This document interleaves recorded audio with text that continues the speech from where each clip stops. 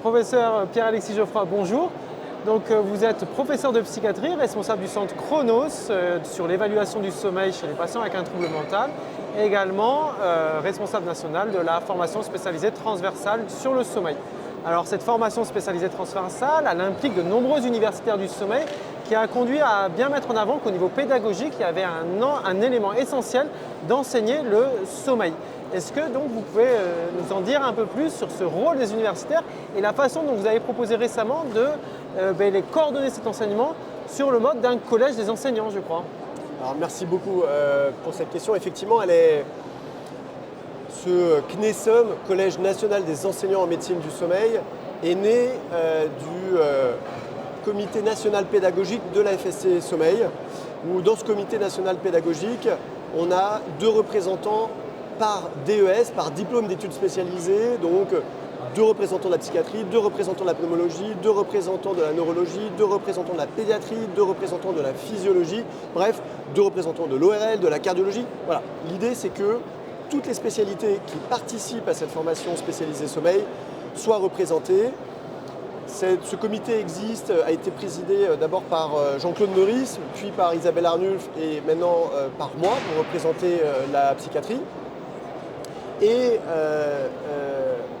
au fil des années et de notre réflexion pédagogique, est apparue pour nous la nécessité de nous constituer en collège enseignant, comme il existe dans toutes les autres disciplines médicales, pour structurer nos réflexions pédagogiques et la faire porter sur l'ensemble des cycles de formation en médecine. Le premier cycle, le deuxième cycle, où on voit que la place du sommeil et de la chronobiologie est trop petite.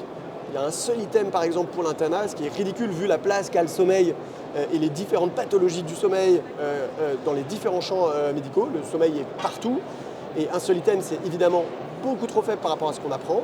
Heureusement, les situations de départ par exemple, les situations cliniques que les étudiants vont rencontrer sont entraînées sur plus de situations de départ qui sont liées aux pathologies du sommeil. Il y a encore beaucoup de choses à faire pour améliorer l'enseignement. Et puis tout le troisième cycle, on a parlé de la formation des internes en sommeil, mais au cours de cette formation spécialisée, mais aussi au sein de chaque formation et de chaque DES, où là aussi on a une place tout à fait centrale. Et pour porter cette réflexion, on a besoin d'avoir un guichet pour les instances, comme le Collège des collèges, la CNCEM, comme l'UNES, comme la conférence des doyens. Donc il fallait qu'on se structure pour exister, pour pouvoir porter cette réflexion tous ensemble, pour pouvoir fédérer les enseignants. Alors dans notre nom, et le nom est important, on est Collège national des enseignants en médecine du sommeil. Il n'y a pas que des universitaires, évidemment il y a des universitaires, des maîtres de conférences, des professeurs de médecine.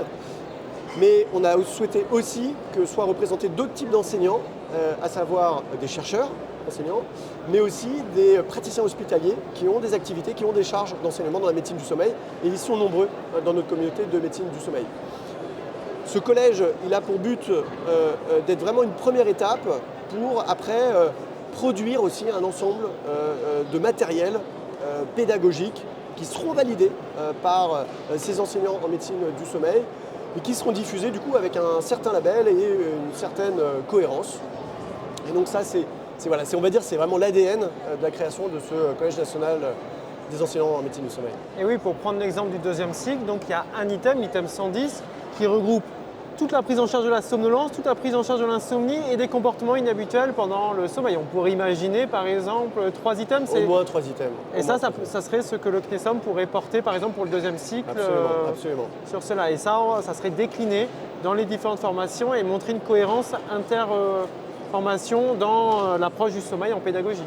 Et voilà, et aussi absolument, ça c'est déjà un très bon exemple, il faudrait au moins 3 items, je suis complètement d'accord avec toi. Et le sommeil, comme je l'ai dit, est partout en médecine. Et à chaque fois qu'on parle de sommeil, chaque collège ou chaque enseignant va faire un peu sa popote dans son coin. Le fait d'avoir un collège enseignant de médecine du sommeil nous permet aussi de relire, d'homogénéiser ce qui existe dans les différents référentiels, dans les différents collèges, ce qui actuellement est très très hétérogène, très différencié.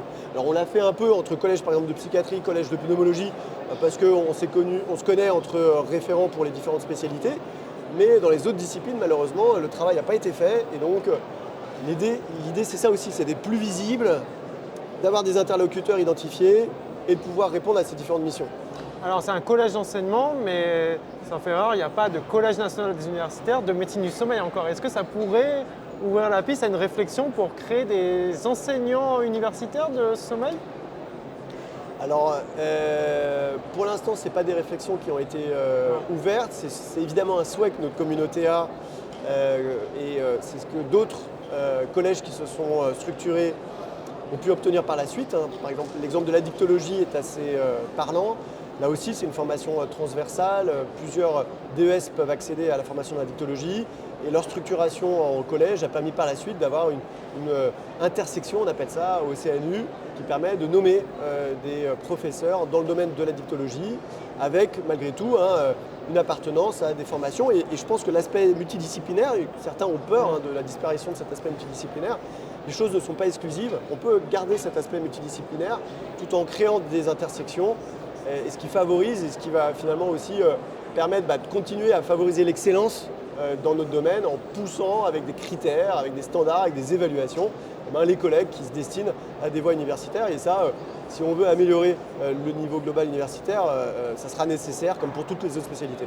Pour l'améliorer, on voit que la vie est déjà très active de l'enseignement du sommeil dans les différents domaines nécessaires pour cela. Donc merci beaucoup Pierre-Alexis Geoffroy. Merci.